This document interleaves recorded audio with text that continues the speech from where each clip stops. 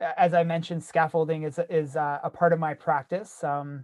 I love open inquiry, free inquiry, personal inquiry. I find at the high school level, that kind of agency and authenticity and relevance is really foreign. Sadly, it's really foreign to students.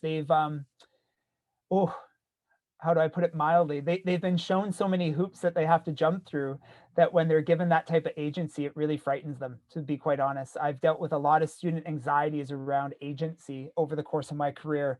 And that's why scaffolding has really found a home in my practice. How do I gradually get kids ready for finding that authenticity and finding that relevance? And Lou, absolutely a lot of unlearning, not just for my students, but also for myself.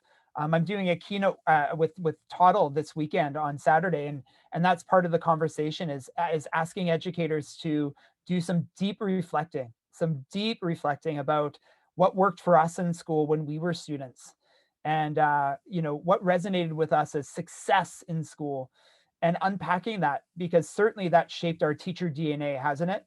Just because we are great at memorizing and we are good at math doesn't mean that's the way all students learn or find success in maths.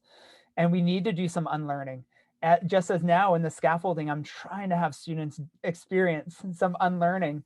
And scaffolding can have a kind of negative connotation as well. It's kind of handholding too much or babying too much. I think there's a fine line there, isn't there? And I think the line resides in being responsive to our students and planning learning accordingly to getting to know our students, their strengths, their stretches, their competency development, their feelings, all of that matters. So, what I've learned over time with regards to this particular question is, that open inquiry, some students are ready for it sooner than others. And how can I be more responsive? How could I really keep the student experience at the heart of the time that we spend together?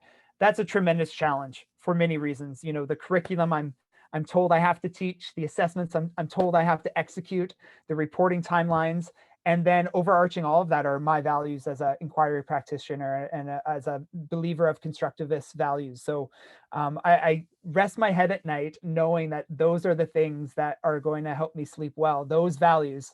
Um, and the tests and the curriculum that will all come if I stay true to the student first. So I suppose at the heart of that question, Becky, is being responsive to our kids. It's funny how we've kind of looped back to that several times, haven't we?